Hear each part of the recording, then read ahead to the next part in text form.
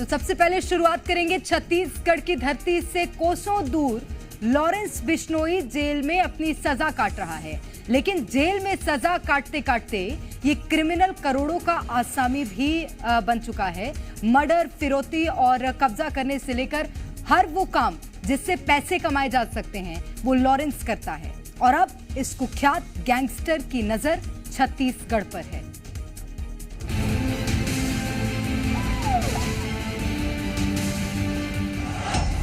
छत्तीसगढ़ में Lawrence gang की entry.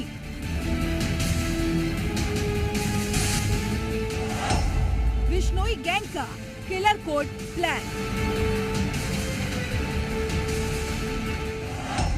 शांति के चाकू पर लॉरेंस की खूनी नजर। बिश्नोई अमन गैंग के 4 गुर्गे गिरफ्तार। लॉरेंस बिश्नोई गैंग है, अमन सिंह गैंग है। इन लोगों से प्राथमिक पूछताछ में इन दोनों गैंग्स के कामों को करना स्वीकार किया है। लॉरेंस गैंग छत्तीसगढ़ में फैला रहा अपना जाल। बॉलीवुड सुपरस्टार सलमान खान के घर के बाहर फायरिंग करने वाले लॉरेंस बिश्नोई गैंग की नजर अब छत्तीसगढ़ के कारोबारियों पर है। लॉरेंस गैंग का टेरर प्लान। तो छत्तीसगढ़ को शांति का टापू कहा जाता है, लेकिन शांति के टापू में अब कुख्यात गैंगस्टर लॉरेंस बिश्नोई की नजर है। जेल में बैठे बैठे लॉरेंस बिश्नोई ने अपना नेटवर्क बनाया है। बंदे जेल से छूटते हैं और लॉरेंस के लिए काम करते हैं। कब, कहां, कैसे घटना को अंजाम देना है, ये सब वो जेल से ही डिसाइड करता है। करेंगे चर्चा, पहले रिपोर्ट देखिए।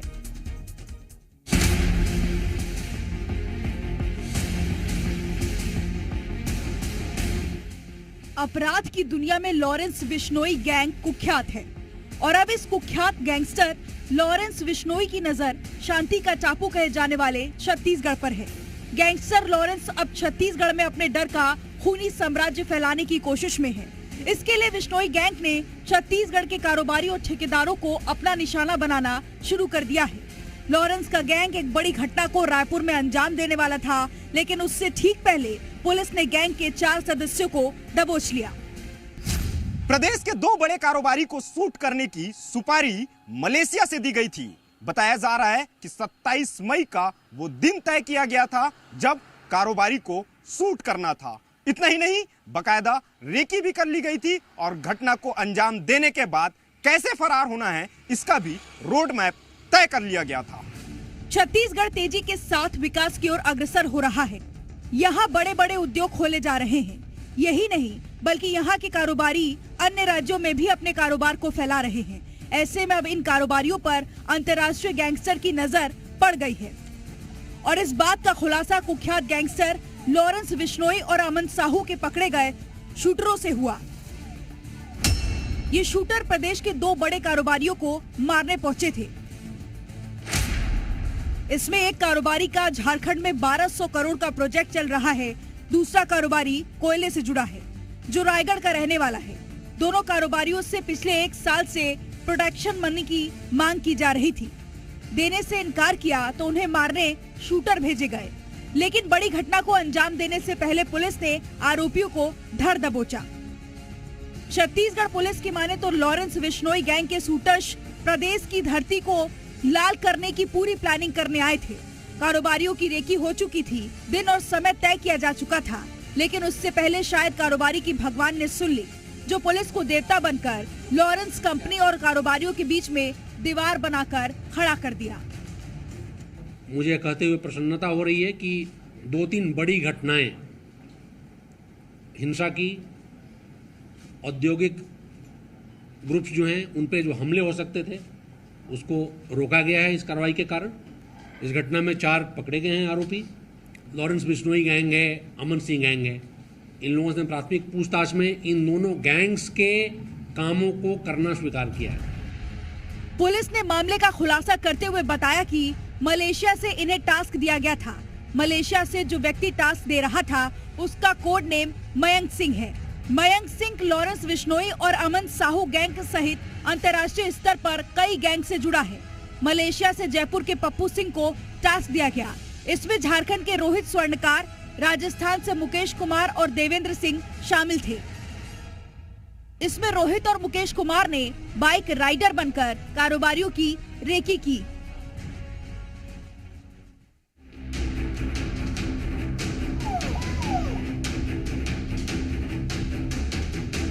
पुलिस के मुताबिक कारोबारी की रेकी करने के बाद पूरा मैगजीन खाली करने के निर्देश दिए थे। वारदात को 27 मई को अंजाम दिया जाना था। इसके लिए बाकायदा शूटरों ने कई दिनों तक रेकी की थी। पुलिस सूत्रों के मुताबिक शूटरों को इतना तक समझाया गया था कि कारोबारियों के शरीर में 3 फायर करनी है। इसके बाद सारे फायर कार में और कारोबारियों के साथ रहने वाले लोगों पर करना है, यानी कारोबारियों के साथ रहने वाले ड्राइवर या फिर अन्य लोग भी मारे जाते। इतना ही नहीं, कारोबारियों की मौत के बाद इन शूटरों की हवाई फायर करते हुए मौके से फरार होने की योजना थी। प्लानिंग इतनी फुल प्रूफ थी कि ये लोग बात करने के लिए कोड वर्ड का इस्तेमाल करते थे। किसी को शक न हो इसलिए आसानी से कोड वर्ड के जरिए लोकेशन, प्लान और कहां जाना है, किससे मिलना है, इन सारी बातों की जानकारी दी जाती थी। लॉरेंस बिश्नोई और अमन साहू ने छत्तीसगढ़ में डर फैलाने के लिए मयंक सिंह के मार्फत शूटर्स भेजे थे, जो काम को अंजाम देने के बाद फरार हो जाते। इस घटना में 4 पकड़े गए हैं आरोपी। इसमें से 3 राजस्थान के एवं 1 झारखंड का है। साथ ही साथ घटना में जो फायर आर्म का इस्तेमाल किया जाता वो भी पकड़ा हुआ है, जो आपके सामने है, वो सीलबंद हालत में आपके सामने रखा हुआ है। यूज ऑफ कोड नेम, तो मयंक सिंह एक ऐसा नाम हो गया है जिसपे कोई भी व्यक्ति जो उस घटना को करता है, अंजाम देता है, उस अपना नाम मयंक सिंह रख लेता है। कैरेक्टर्स बदलते रहते हैं, व्यक्ति बदलता रहता है, बट वो मयंक सिंह कोड इस्तेमाल करके कोऑर्डिनेशन करता है। आईजी अमरेश मिश्रा के मुताबिक इस गैंग के खिलाफ एनआईए में भी केस चल रहा है। प्रतिबंधित संगठन पीएलएफआई से भी इसके तार जुड़े हैं। लॉरेंस बिश्नोई के इशारे पर ये गैंग कई बड़ी वारदात को अंजाम दे चुके हैं। पुलिस के मुताबिक इंटेलिजेंस से इनपुट मिलने के बाद 72 घंटे गोपनीय अभियान चलाकर इन आरोपियों को दबोचा गया है। गैंग ने शूटरों के लिए ऐसा सिस्टम तैयार किया है कि पकड़े जाने के 2 मिनट के अंदर उनके बीच हुई पूरी बातचीत और जानकारी डिलीट हो जाती थी। पुलिस ने जब इनको पकड़ा तब वे अपने आका को ये सूचना नहीं दे पाए और पूरा डेटा पुलिस के हाथ लग गया। 2 जून तक पुलिस रिमांड पर लिए गए इन चारों शूटरों से अब कोड वर्ड में हुई बातों की जानकारी जुटाने में पुलिस, साइबर और एटीएस की टीम जुटी हुई है। कम्युनिकेशन के लिए ये लोग मोस्ट सिक्योर, जिसमें डेटा ना मिलता हो, वैसे प्लेटफॉर्म्स का इस्तेमाल करते हैं, वैसे ऐप्स का इस्तेमाल करते हैं, ताकि जब पकड़ाएं तो ऑटो डिलीट हो जाए और ये हो जाए। ये लक की बात है कि हम लोगों ने इनको ऐसे टाइम पे पकड़ा कि बहुत कुछ डिलीट नहीं कर पाए थे, नहीं तो उसमें ऑटो डिलीट का भी प्रोविज़न है। तो ये कोइंसिडेंस और आवर गुड फॉर्च्यून कि हमको डेटा मिल पाए हैं, जिसको हम लोग एनालिसिस करेंगे। लॉरेंस बिश्नोई जैसे अंतर्राष्ट्रीय गैंगस्टर की छत्तीसगढ़ में एंट्री से प्रदेश की सियासत गर्मा गई है। समय रहते पुलिस द्वारा आरोपियों को दबोचे जाने पर मुख्यमंत्री विष्णुदेव साय ने छत्तीसगढ़ पुलिस की तारीफ की। उन्होंने कहा कि बड़ी घटना होने से पहले पुलिस ने उसे रोक दिया। हमारी सरकार आने के बाद सब ठीक चल रहा है। वहीं डिप्टी सीएम व गृह मंत्री विजय शर्मा ने कहा कि यहाँ रहने वालों की सुरक्षा की जिम्मेदारी हमारी है। लॉरेंस हो चाहे फॉरेंस, छत्तीसगढ़ में बर्दाश्त नहीं किया जाएगा। ऐसे लोगों को ठोका जाएगा। हम बधाई देना चाहेंगे हमारे पुलिस के जवानों को, जिन्होंने एक जो अनहोनी घटना घटने वाली थी उसको समय रहते उसका पर्दाफाश कर दिए। और जब से हम लोग सरकार में आए हमको लगता है कि सब कुछ ठीक ठाक चल रहा है। इनका कारोबार झारखंड में है, लोग रहने वाले यहाँ के हैं, सुरक्षा की जिम्मेवारी हमारी है। और चाहे लॉरेंस बिश्नोई हो कि फॉरेंस बिश्नोई हो, ठोका जाएगा भैया। ऐसा करेंगे तो गलत होगा इनके साथ। वहीं कांग्रेस ने कहा कि प्रदेश में भाजपा की सरकार आने के बाद अंतर्राष्ट्रीय गैंग की एंट्री हो गई है। छोटे मोटे अपराध को सरकार रोक नहीं पा रही, ऐसे में इंटरनेशनल शूटरों को कैसे रोकेंगे। भला हो पुलिस का, उनके काम की वजह से बड़ी दुर्घटना टली। छत्तीसगढ़ कम से कम इस तरह से अंतर्राष्ट्रीय गैंग के लोगों से अछूता था। अब इनकी सरकार बनने के बाद में ये लोग की धमक यहाँ छत्तीसगढ़ तक की भी हो गई है। वो तो ठीक है, गनीमत है कि पुलिस वालों की सक्रियता से ऐसे अंतर्राष्ट्रीय स्तर के ये जो अपराधी हैं वो पकड़ में आ गए हैं। गैंगस्टर की एंट्री से सियासत चरम पर है। पक्ष विपक्ष की ओर से वार पलटवार जारी है, लेकिन अंतर्राष्ट्रीय गैंगस्टर की एंट्री से छत्तीसगढ़ के कारोबारियों में भय का माहौल लाजमी है। छत्तीसगढ़ में अंतर्राष्ट्रीय गैंगस्टर की एंट्री से एक ओर जहां कारोबारी खौफजदा हैं, तो वहीं दूसरी ओर प्रदेश का सियासी पारा भी गरमा गया है। मुख्यमंत्री एक ओर जहां पुलिस अफसरों के पीठ थपथपा रहे हैं, तो वहीं दूसरी ओर विपक्ष सवाल खड़े कर रही है कि प्रदेश में कानून व्यवस्था चरमरा गई है और इस सरकार के आने के बाद अंतर्राष्ट्रीय गैंगस्टर की भी एंट्री हो गई है। फिलहाल पुलिस ने इंटेलिजेंस से मिले इनपुट के आधार पर पुलिस ऑपरेशन लॉन्च किया, जिसके बाद करीब 72 घंटे के खुफिया ऑपरेशन के दौरान पुलिस ने आरोपियों को गिरफ्तार किया। लेकिन सवाल यही कि क्या अब अंतर्राष्ट्रीय गैंग की नजर छत्तीसगढ़ पर है? ब्यूरो रिपोर्ट, जी मीडिया। तो गन कल्चर को बढ़ावा देकर क्राइम की दुनिया में सबसे बड़ा नाम बनाने वाला गैंगस्टर लॉरेंस बिश्नोई का नेटवर्क इतना मजबूत है कि वो जेल के अंदर बैठे बैठे ही बड़े कारनामों को अंजाम दे देता है। चलिए हम आपको लॉरेंस बिश्नोई के बारे में बताते हैं कि आखिर ये कौन है और इतना बड़ा गैंगस्टर कैसे बना। लॉरेंस बिश्नोई पंजाब का एक खतरनाक गैंगस्टर है। 22 फरवरी 1992 में पंजाब के फजिल्का में जन्म हुआ था। लॉरेंस के पिता एक पुलिस कांस्टेबल थे। लॉरेंस बिश्नोई अपने भाई बहनों के साथ सरकारी स्कूल में पढ़ता था। इसके बाद लॉरेंस ने चंडीगढ़ के डीएवी कॉलेज में दाखिला लिया। दोस्तों ने लॉरेंस को चुनाव लड़ने के लिए प्रेरित किया, जिसके बाद लॉरेंस ने डीएवी कॉलेज के चुनाव में हिस्सा भी लिया। हालांकि उसे कड़ी हार का सामना भी करना पड़ा था। लॉरेंस को अपनी ये हार बर्दाश्त नहीं हुई। बदला लेने के लिए उसने विपक्षी पार्टी पर फायरिंग शुरू कर दी। इस वारदात के बाद लॉरेंस को गोल्डी बराड़ का साथ मिला, जिसके बाद उसने कई अपराधों को अंजाम दिया। लॉरेंस पर हथियार सप्लाई और फायरिंग समेत कई मामले दर्ज हैं। फिलहाल वो दिल्ली की तिहाड़ जेल में बंद है।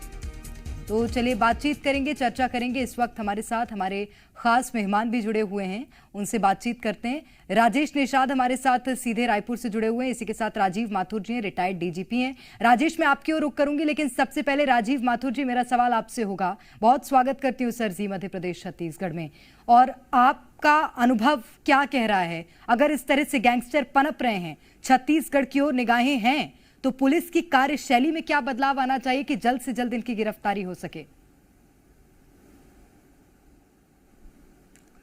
धन्यवाद, नमस्कार। सबसे पहले तो मैं छत्तीसगढ़ पुलिस को, रायपुर पुलिस को बधाई देना चाहूँगा कि उन्होंने बहुत ही अच्छा ये काम किया है, बहुत ही प्रोफेशनल तरीके से काम किया है, और इसलिए सबसे पहले तो वो बधाई के पात्र हैं। मगर इससे हमको ये कदापि नहीं सोच लेना चाहिए कि यहाँ पे इनका पदार्पण हो चुका है, क्योंकि ये छत्तीसगढ़ की जो माटी है उसने कभी इस तरह के गैंगस्टरिज्म को इनकरेज नहीं किया है और उनको यहाँ पे पनपने नहीं दिया है। इसलिए ये जिसको अंग्रेजी में बोलेंगे निप इन द बड, ये वो हुआ है यहाँ पे, और ये बहुत अच्छा काम हुआ है। और इसके लिए जो इंटरस्टेट कोऑर्डिनेशन की ज़रूरत होती है, उस इंटरस्टेट कोऑर्डिनेशन का यहाँ पे बहुत अच्छा प्रदर्शन हुआ है, और उसी के चलते ये कामयाबी हासिल हुई है। बहुत बहुत बधाई हो। बिल्कुल। राजीव जी, क्यों, आप क्या समझ पा रहे हैं, क्यों छत्तीसगढ़ को निशाना बनाया जा रहा है? अब ये तो शांति का टापू है, इस राज्य की तो किसी से कोई दुश्मनी नहीं है, कभी ऐसा क्राइम रिकॉर्ड में बड़े आया नहीं है छत्तीसगढ़, फिर क्या कारण समझ पा रहे हैं आप? नहीं, छत्तीसगढ़ निशाना नहीं बनाया गया है। ये जहाँ तक मैं समझता हूँ इस केस का जो अब देखिए, मैं सर्विंग ऑफिसर की तरह से मेरे पास फैक्ट्स उपलब्ध नहीं है। I am a retired officer, but what I can tell you is कि ये इसके तार जुड़े हुए हैं झारखंड से, और सारा कहानी किस्सा शुरू होता है झारखंड में, और ये लोग केवल यहाँ के रहने वाले हैं, और इसलिए ये छत्तीसगढ़ से कनेक्शन इनका निकला है। अदरवाइज जो भी इनका जो कारोबार था वो झारखंड में हो रहा है, और जो लेन देन का जो मसला था वो झारखंड से ही जुड़ा हुआ है, क्योंकि वहाँ पे उनको मेरे ख्याल से जो भी उनको प्रोटेक्शन मनी था, जिसको ये लोग बोलते हैं, वो शायद नहीं दिया गया, उस वजह से इनको टारगेट किया गया। अब वो टारगेट लॉरेंस गैंग ने किया कि अमन साहू ने किया, ये इन्वेस्टिगेशन का प्रश्न है। मेरे ख्याल से अभी तक जो तार जुड़े हैं अमन साहू से ज़्यादा जुड़े हैं। निश्चित रूप से। और मुझे लगता है छत्तीसगढ़ झारखंड से लगा हुआ भी है, ये कारण भी होगा। मैं लौटूंगी आपके पास राजीव जी। राजेश निषाद हमारे संवाददाता हमारे साथ रायपुर से लगातार बने हुए हैं। राजेश, अब तक इस पूरे मामले में क्या कार्रवाई हुई है? जो आरोपी गिरफ्तार किए गए हैं उनसे क्या खुलासे हो पाए हैं? आगे क्या प्लान है, विस्तार से बताइएगा। जी बिल्कुल, देखिए लॉरेंस बिश्नोई गैंग से ताल्लुकात जुड़ा होना खुद प्रदेश के जो आईजी माफ कीजिएगा जो आईजी हैं रायपुर रेंज के अमरेश मिश्रा, उन्होंने जब इस पूरे मामले का खुलासा किया उस दौरान इस बात का जिक्र किया है। चूंकि लॉरेंस के कहने पे इन्होंने कई और जो गैर कानूनी जो काम है उसको इन्होंने अंजाम दिया है। फिलहाल इनके पास से महत्वपूर्ण जो चीजें हैं वो बरामद कर ली गई है। जो इनके जो फोन्स थे उनको जब्त किया गया। और खास बात ये है, ये उस दौरान इनकी जब्ती हुई है जब ये उससे ऑटो डिलीट भी नहीं कर पाए थे। क्योंकि इनके पास कोई ऐसा ऐप है, कुछ ऐसा इनके पास ऐप है जिसके माध्यम से अगर ये पकड़े जाते हैं तो केवल एक क्लिक करते ही तमाम जो डाटा है वो डिलीट हो जाता है। फिलहाल उस डाटे पे कई महत्वपूर्ण जो जानकारियां निकल के आई है उसपे ये है कि पचपेड़ी नाका के आसपास इस पूरे घटना को अंजाम देना था इनको। और 27 मई का वो दिन निर्धारित किया गया था। उससे पहले ही ये शूटर यहां पहुंच करके रेकी कर लिए थे और इनके पास से वो मैप भी पुलिस को बरामद हुआ है।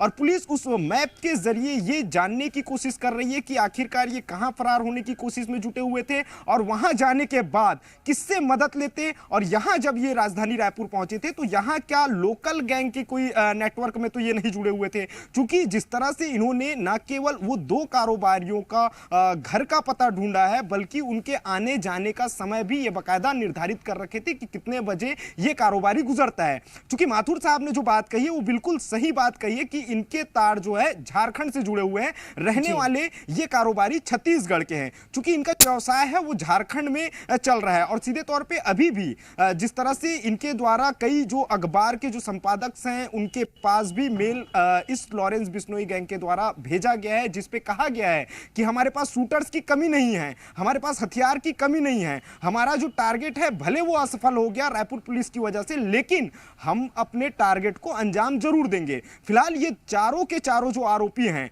वो अभी 2 जून तक पुलिस रिमांड पे है और पुलिस इनसे लगातार पूछताछ कर रही है। और खास बात यह है इस पूरे मामले के बाद इन चारों आरोपियों की गिरफ्तारी के बाद झारखंड एटीएस भी राजधानी रायपुर पहुंची हुई थी और रोहित स्वर्णकार के साथ साथ बाकी जो अन्य आरोपी हैं उन्हें भी पूछताछ की गई। इतना ही नहीं बल्कि छत्तीसगढ़ पुलिस अब सीधे राजस्थान पुलिस के भी कहीं ना कहीं उनसे संपर्क साधने की कोशिश की जा रही है। चूंकि 3 जो आरोपी हैं इसमें मुख्य आरोपी पप्पू सिंह हैं। चूंकि पप्पू सिंह को ही ये टास्क दिया गया था कि आखिरकार किस तरह से इस पूरे घटना को अंजाम देना है। पप्पू सिंह के ही कहने पे ये जो तमाम जो शूटर्स हैं, झारखंड का एक शूटर और इसके साथ साथ 2 अन्य जो शूटर वो राजस्थान के हैं, तो उन्हें पप्पू सिंह ने ही टास्क दिया गया था। लेकिन एक जो चौंकाने वाली बात जो निकल के आई है कि ये सभी शूटर्स को केवल पप्पू सिंह को ही इसकी जानकारी थी कि कौन कौन से शूटर कहां कहां से आए हुए हैं और बुलाए गए हैं। लेकिन वो बाकी शूटरों के बीच में आपस में कोई ऐसा जान पहचान का नहीं था, ना इससे पहले ये लोग कभी कोई संपर्क में आए थे। केवल इनको एक कोड नेम के द्वारा इन्हें मैसेज दिया जाता था। जिस तरह से आर्मी और बीएसएफ में जो बात आपने कही है, मैं इसी को लेकर राजीव माथुर जी से भी सवाल करूंगी। राजीव जी, आपका अनुभव क्या कहता है? क्योंकि आपने इससे पहले जब काम किया, अपनी सेवाएं दी, तो ये कितना चैलेंजिंग हो जाता है पुलिस के लिए एक एक तार निकालना, क्योंकि बाल की खाल भी निकालनी पड़ती है पूरी कार्रवाई में, तभी जाकर सच सामने आएगा। और अगर इसमें अभी तो सिर्फ कुछ ही आरोपी गिरफ्तार हुए हैं, अगर इसमें और लोगों की संलिप्तता होगी जो छत्तीसगढ़ में मौजूद होंगे या झारखंड में ही मौजूद होंगे, पुलिस को कैसे काम करना होगा? अब देखिए, इस तरह के जितने भी क्रिमिनल गैंग्स होते हैं, एक तो इनका एक ही जगह पे नहीं होता, ये विस्तार होता है इनका, और इनका बहुत बड़े पैमाने पे विस्तार होता है। कभी कभी अखिल भारतीय विस्तार होता है। तो इसलिए एक तो ये इंटरस्टेट कोऑर्डिनेशन की इसमें महती आवश्यकता होती है जो इस केस में हो रही है। दूसरा, इसमें मुझे कहते हुए बड़ा हर्ष और बड़ा संतोष है कि एनआईए अभी इसमें सचेत है। और एनआईए इसलिए भी सचेत है और होना चाहिए क्योंकि ये जो बड़े गैंगस्टरिज्म हैं, इनका पैसा जो है ये कहीं ना कहीं टेरर से भी कनेक्टेड होता है। इसलिए एनआईए को भी सचेत रहकर इसमें टेरर एंगल की भी लगातार तलाश करते रहना चाहिए और तलाश कर रही है। और तीसरा ये है कि ये हमारे पास आजकल टेक्निकल गैजेट्स अवेलेबल हैं जो कि आज से 15-20 साल पहले अवेलेबल नहीं थे। तो आज ये पहले ये रहता था कि पुलिस इनके पीछे पीछे भागती है, और अब तो टेक्निकल गैजेट्स ऐसे हैं जो कि इनको ये जहाँ भी छुपे हम इनको खोज निकालेंगे। और अब तो आर्टिफिशियल इंटेलिजेंस भी हमारी मदद के लिए एज अ टूल के रूप में उपलब्ध है। तो जब इन सारे चीज़ों का हम इस्तेमाल करेंगे तो कहाँ ये बच के जाएंगे, इनका एक एक ठिकाना जो है वो अनर्थ कर लिया जाएगा और एक एक कनेक्शन ढूंढ लिया जाएगा। इसलिए हमको अभी इसी राह पे चलना है और इसी प्रोफेशनलिज्म को अख्तियार करते रहना है। और जहाँ जहाँ हमारे फोर्स के ऑफिसर्स को ट्रेनिंग की आवश्यकता हो, हमको उनको लगातार टेक्निकल गैजेट्स के इस्तेमाल की ट्रेनिंग की अद्यतन जानकारी देते रहना चाहिए। निश्चित रूप से ये बहुत महत्वपूर्ण बात है कि टेक्निकल ट्रेनिंग आप पुलिस ऑफिसर्स के लिए भी ज्यादा जरूरी है, ताकि वो लोग उसका इस्तेमाल करके इन आरोपियों को पकड़ पाएं और इनकी गिरफ्तारी के बाद सारे राज खुल सकते हैं। बहुत शुक्रिया आप दोनों का ही हमारे साथ जुड़ने के लिए और तमाम बातचीत के लिए। और इसी के साथ फिलहाल के लिए तरकश में इतना ही। रुक रहे हैं एक ब्रेक के लिए। आप देखते रहिए जी मध्य प्रदेश छत्तीसगढ़।